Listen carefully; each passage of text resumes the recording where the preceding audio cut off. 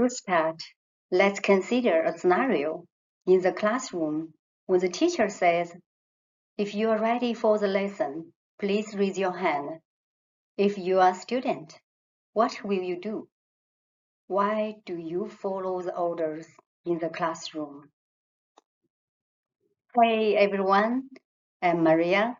Welcome to this educational video on Milgram's 1963 obedience study. Today, we'll explore one of the most famous experiments in psychology, which helps us understand the power of authority and obedience. Let's dive in. First, let's define some key terms. Obedience is following a direct order from an authority figure. Destructive obedience, on the other hand, involves following orders that could cause psychological or physical harm to another person. Destructive obedience is the act of obeying a command to harm another. The study was inspired by the atrocities committed during World War II, where war criminals often defended their actions by claiming they were just following orders. The aim of this study is to investigate how obedient individuals would be to orders received from a person in authority that would result in pain and harm to another person. The background, here's the issues and debates. Different opinions used to explain the destructive obedience, like a dispositional or situational debate, considers whether the person's individual characteristics or the conditions of their environment are more influential on levels of obedience. The research method in this study is controlled observation. The sample is 40 males from the same area. The age range is between 20 to 50 years old, different backgrounds and occupations. White-collar workers, manual laborers, professionals. Sampling technique, volunteer sampling. After responding to the newspaper advertisement, each participant was promised 4.50 for taking part. This was not conditional on their completing the study, but simply for being willing to participate. The study took place at Yale University in a modern laboratory. Participants believed they were to participate in a study of memory and learning at Yale University. The location was chosen in order to make the procedure seem legitimate, an important situational factor in obedience. The participants arrived individually to the lab and were then introduced to another man whom they believed to be another participant. This man was in fact a stooge or confederate. He was a likable, middle-aged man who worked for Milgram and had been trained in the procedure which followed. Both men were told that they would be allocated the roles of teacher or learner in what was to be an experiment about the effects of punishment on learning. They drew pieces of paper from a hat to determine the roles, but it was fixed so that the real participant was always allocated the role of teacher. Next, the participant was taken to another room where the stooge was strapped to a chair and had electrodes attached to his wrist by the experimenter. The participant was presented with the shock generator, which consisted of rows of switches labeled with voltage readings ranging from 15 volt to 450 volt. The shock voltage was also labeled in ascending order with words such as moderate shock to danger severe shock, and for the final two switches, XXX. The participant was told that although the shocks were painful, they were not dangerous. They were also then given an example shock of 45 volt as a demonstration. After this, they were seated behind a wall so that they could hear but not see the stooge who was attached to the machine. Although the stooge learner at no point in the procedure received any kind of shock, the elaborate machine was set up to convince the participants that they were really able to injure the learner. The experimenter remained with the participant. The same experimenter was used in each trial. The experimenter, a 31-year-old teacher who wore a gray technician's coat and had a stern manner throughout. The participants were instructed in the memory task, which involved reading pairs of words aloud to the learner and subsequently testing the learner on their recognition of the words. Whenever the learner made a mistake, the participants were told by the experimenter to give him a shock by pressing a switch on the generator. For each error the learner made, they were ordered to increase the level of shock each time by 15 volts. Since the learner was a stooge, they could follow a preset plan of mistakes, deliberately giving the wrong answers at particular times. Until 300 volts were reached, the learner had remained silent when receiving the punishment.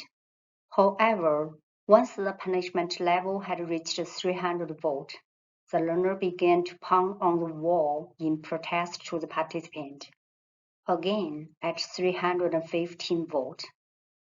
After 315 volts, the learner made no further noises and stopped responding to the memory task altogether. If and when the participants asked the experimenter what they should do, the experimenter insisted that they continue with reading the words aloud and punish the learner, treating no response as an incorrect answer. When participants protested at this, the experimenter continued to give them verbal prods in the sequence. Please go on. Please continue. The experiment requires that you continue. It's absolutely essential that you continue. You have no other choice. You must go on. Although the shocks may be painful, there is no permanent tissue damage, so please go on. Whether the learner likes it or not, you must go on until he has learned all the word pairs correctly, so please go on. Here is the standardization. These verbal prods or orders had a set wording and were given in a standard order to any participants who protested at the task. The procedure was considered to be complete when the participant refused to give any more shocks or when they had given the maximum 450 volt available. One-way mirrors were used to record the physical behaviors of the participants, and observers noted any comments that were made. After the procedure was complete, each participant was interviewed and had the deception explained to them fully. As part of the interview, participants were asked to estimate how painful they thought the final 450 volt shock was, on a scale of 0 to 14, not at all painful to extremely painful.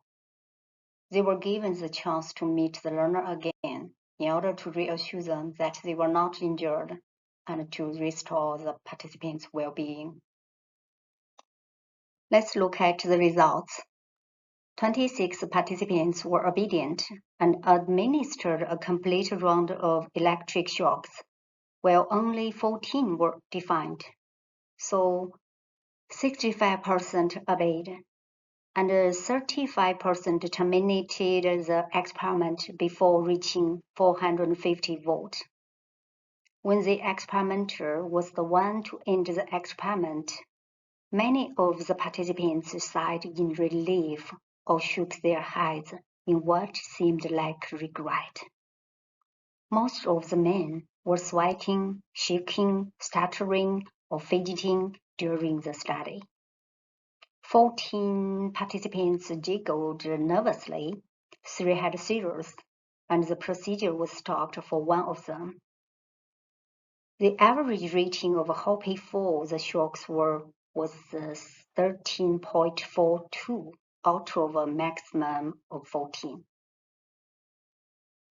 Note: before the study was conducted, Milgram asked some psychology students and colleagues to read a description of the study and estimate what percent of participants would give 450-volt shock.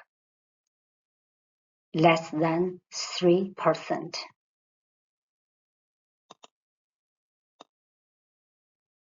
From the results, Milgram concluded that people are more obedient to destructive orders than we might expect, and this obedience can cause significant stress. The results supported the situational hypothesis over the dispositional hypothesis. The study raised several ethical concerns, including deception, protection of participants, and the right to withdraw. However, Milgram debriefed participants thoroughly to mitigate some of these issues. The study's strengths include high levels of control and standardization, which increase validity and reliability. However, its weaknesses include an unrepresentative sample and low ecological validity due to the artificial siting. Here are some issues and debates. Application: explain why humans engage in destructive obedience. Individual and situation explanations. This study supports situational explanations. Milgram's study helps explain why humans might engage in destructive obedience, providing insights that can be applied in various fields, from education to law enforcement. Try to ask yourself, if you were in the participant's shoes, would you obey the orders? This picture proves that we are human beings, that we have conscience, we have justice, and we also have high moral strength behind us. Thank you for watching this video on Milgram's obedience study. I hope you found it helpful, informative, and engaging. If you enjoyed this video, please like, subscribe, and share it with others. See you in the next video.